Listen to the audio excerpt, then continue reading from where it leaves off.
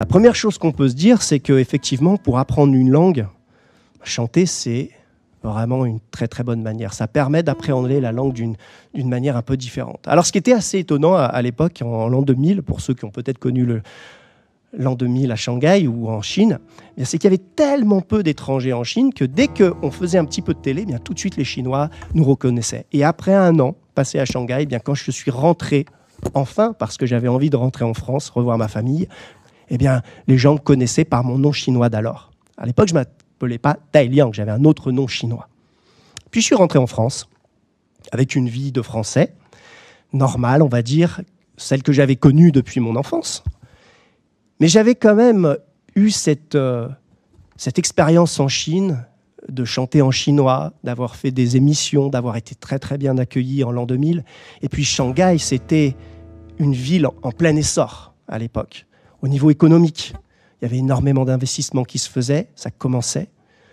Et moi, j'avais qu'une envie, c'était de repartir en Chine. Donc, qu'est-ce que j'ai fait ? J'ai commencé à étudier en profondeur le monde de la musique en Chine. Comment on crée des stars en Chine ? Quel est le lien entre la politique et la musique en Chine ?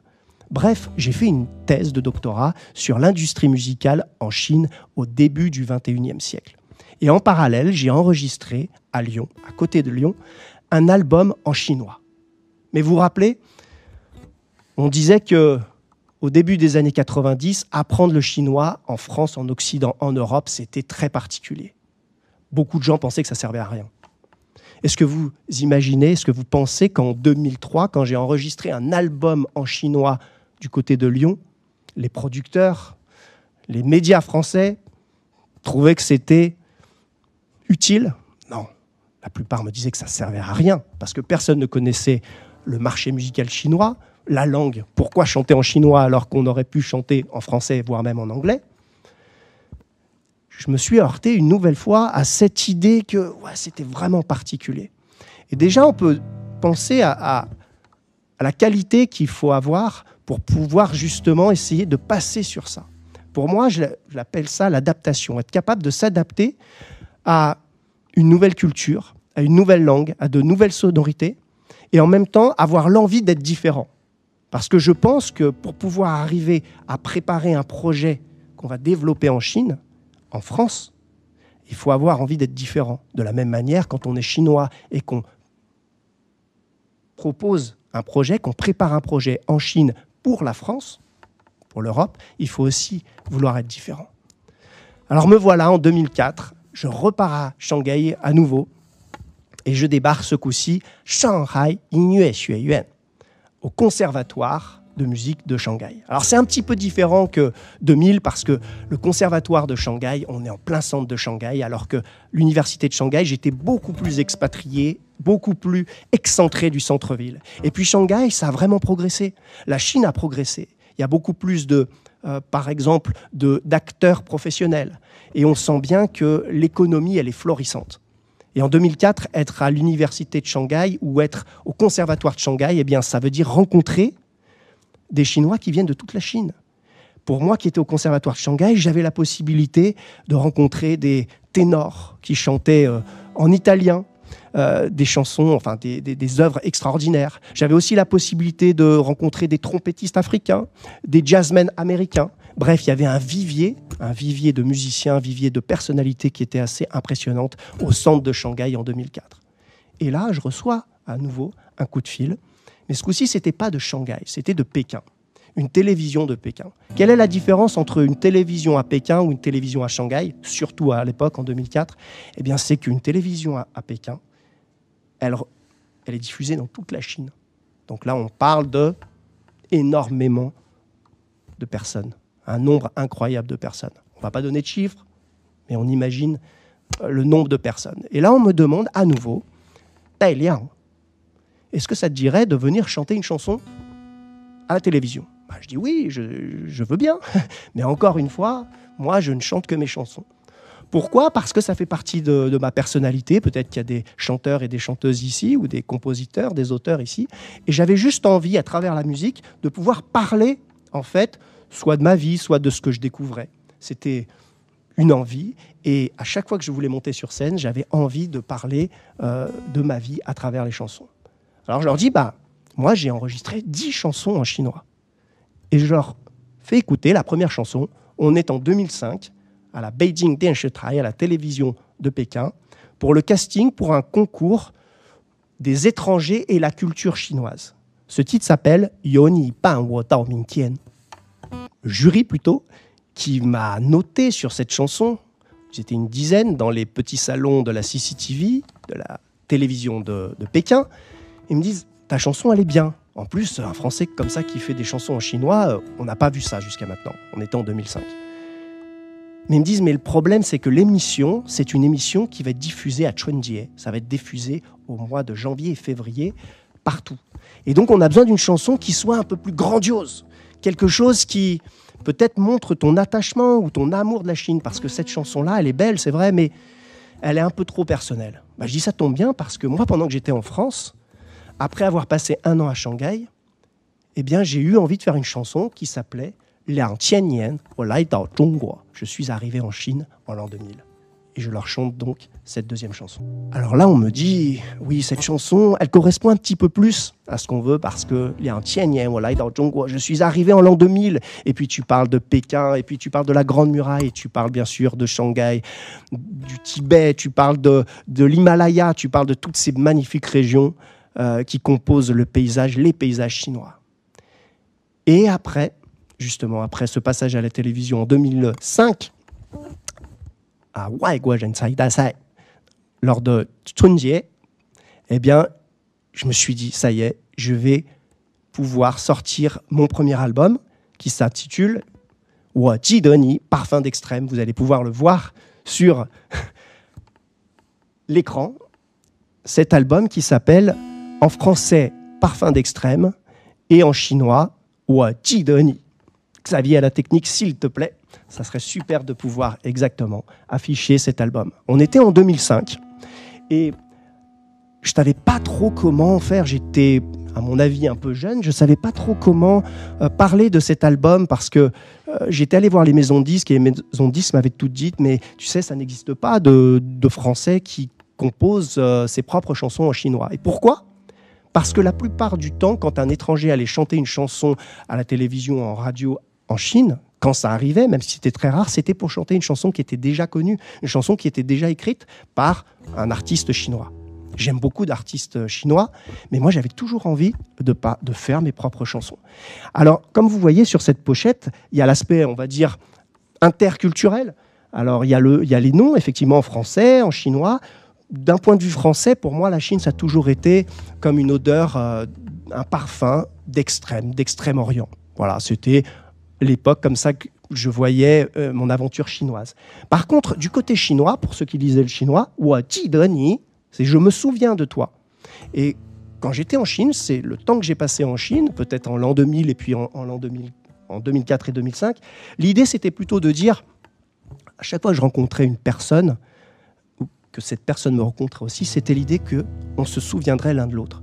Peut-être que vous avez des expériences dans votre vie où vous êtes allé à l'étranger pendant quelques temps, quelques moments, quelques semaines, et puis on se rappelle de ces moments qu'on a vécus. L'idée, c'est de se souvenir. Donc en fait, il y avait déjà, on va dire, une petite polémique, principalement avec des étrangers qui étaient en Chine, qui me disaient « Ouais, mais tu sais pas traduire. Tu sais pas traduire parce que parfum d'extrême, on peut pas, ça ne se traduit pas Wo Ji De Ni en chinois. » Mais en fait, l'idée a toujours été, et c'est ce que je vais faire pendant tout au long de la courte vie que j'ai eue jusqu'à maintenant, c'est de me positionner d'une manière culturelle et pas à chaque fois traduire pour traduire littéralement. Voilà. Et donc, le CD est lancé à cette époque et on est en 2005. Et la question que je me pose et que beaucoup de gens autour de moi me posent, y compris peut-être la famille en France, et puis les Français qui sont en Chine, les étrangers qui vivent en Chine depuis 1 ou 2 ans, c'est et après ? Est-ce qu'on continue ? Est-ce qu'on va continuer à vivre cette vie un petit peu particulière à l'époque, voilà, faire des télés, chanter en chinois, est-ce que c'est, entre guillemets, sérieux ? C'est peut-être un rêve d'enfant. Ça y est, tu as accompli ce rêve de pouvoir faire un album en Chine. À l'époque, c'était le premier album écrit par un occidental en chinois. Pourquoi ? Parce que, en fait, l'apprentissage du chinois, si vous vous souvenez, dans l'introduction, on l'a dit, en l'an 2000, c'était déjà très rare pour les gens d'apprendre le chinois, tout simplement. Et moi, je l'ai appris en fin des années 80, début des années 90. C'était complètement fou. Ça ne servait à rien, c'était inimaginable. Donc en fait, ce qui s'est passé, c'était pendant toute cette période, entre 80, 90 et 2000, voire même après, jusqu'à 2005, 2006, là on est en 2005, 2006, et ben en fait, il y avait très peu d'Occidentaux qui avaient fait autre chose, on va dire, alors, que de l'ingénierie, par exemple, en Chine, hein, des sciences. Les Chinois étaient friands de nos ingénieurs, entre autres.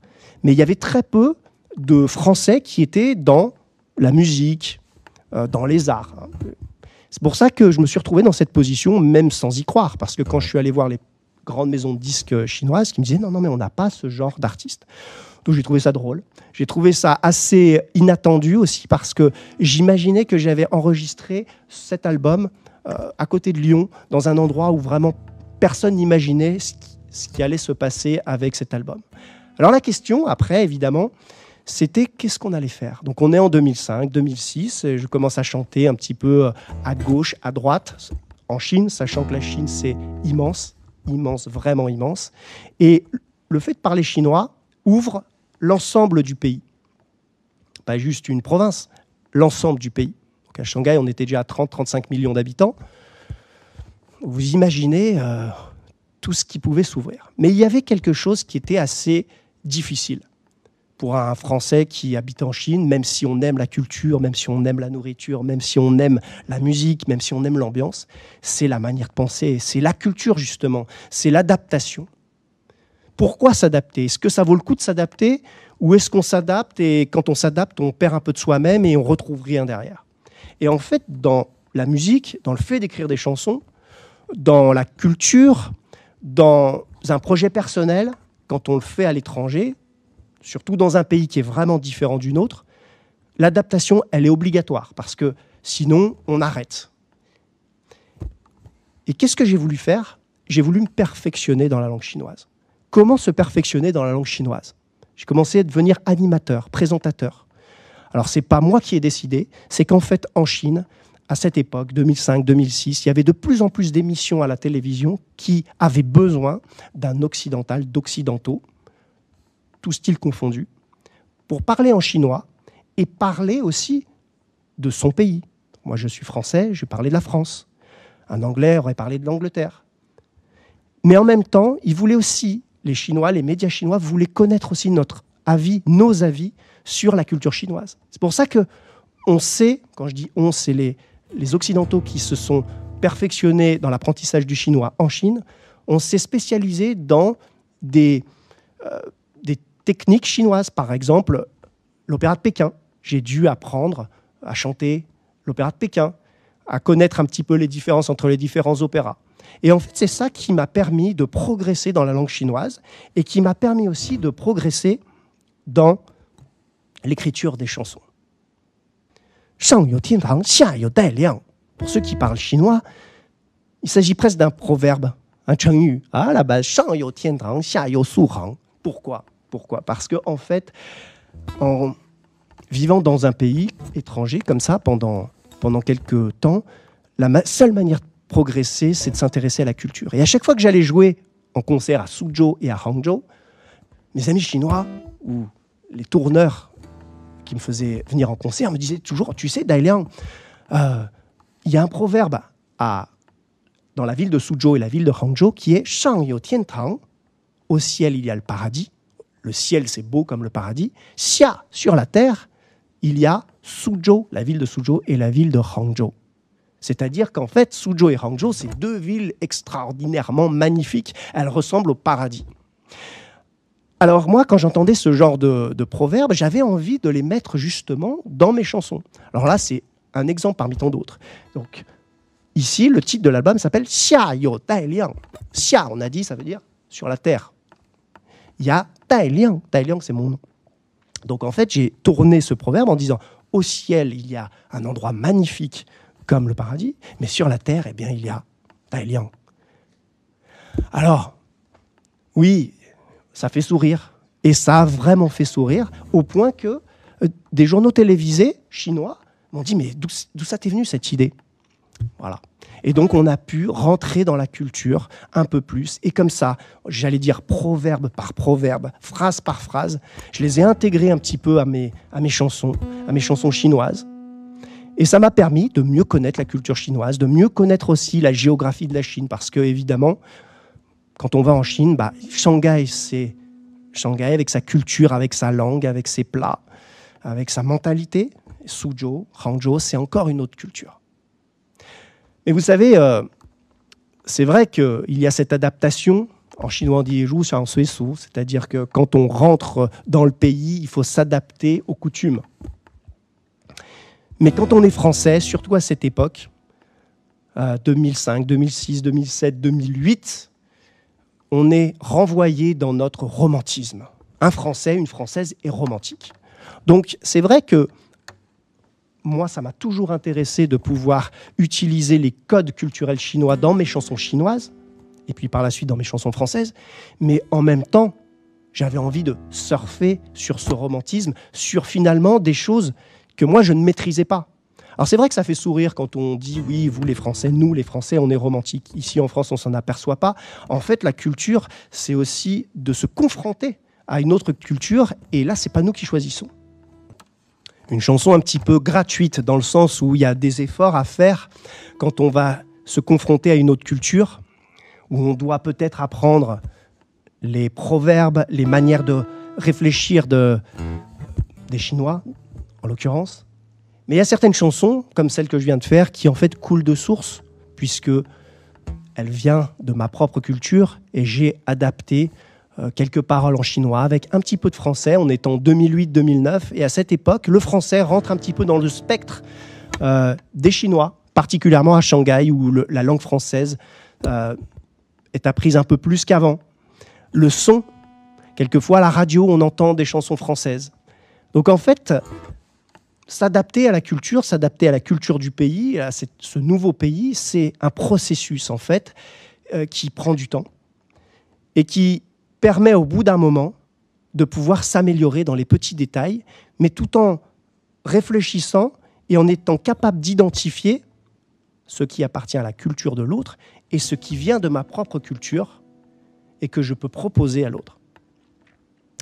Alors, évidemment, je devrais vous parler un petit peu de la ville d'adoption, de cette ville d'adoption que certains d'entre vous connaissez, Shanghai. Shanghai, comme je vous l'ai dit au début, j'avais aucune idée, quand je suis allé à Shanghai en l'an 2000, 21, 22 ans, de ce qui allait m'attendre au point de vue architectural, au point de vue des lumières, au point de vue de la taille, de la grandeur, de la mentalité des gens, des opportunités. Et en fait, Shanghai, c'est devenu un deuxième chez moi. Et en 2010, il y a eu ce qu'on appelle l'exposition universelle à Shanghai.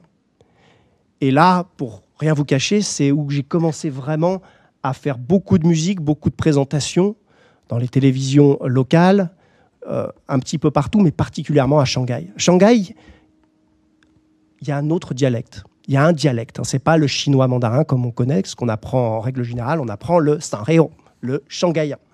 Et le shanghaïen, eh bien, va aussi avec la culture de Shanghai, va avec cette ambiance très électrique, avec la culture, avec aussi l'apport de nombreux étrangers depuis de nombreuses années, plus de 100 ans, aussi l'apport des étrangers qui étaient à Shanghai. Et donc tout ça, ça a permis d'avoir une culture assez particulière à Shanghai. Alors j'ai bien évidemment voulu, pour moi qui suis musicien, faire une chanson sur Shanghai à l'époque, en 2010, pour pouvoir présenter, mais toujours surtout dans les paroles. Parce que c'est vrai qu'à Shanghai, il y avait de nombreux musiciens, que ce soit des musiciens chinois ou des musiciens occidentaux, qui mettaient l'ambiance de Shanghai dans leur musique, dans leur son. Mais moi, ce que j'ai toujours voulu faire, ce qui m'importe un peu plus, ce sont plutôt les paroles, et particulièrement les paroles en chinois, et puis par la suite en français. Je vous emmène avec moi à Shanghai, avec cette chanson qui s'appelle « Shanghai, wo zhufu ni de mei li ».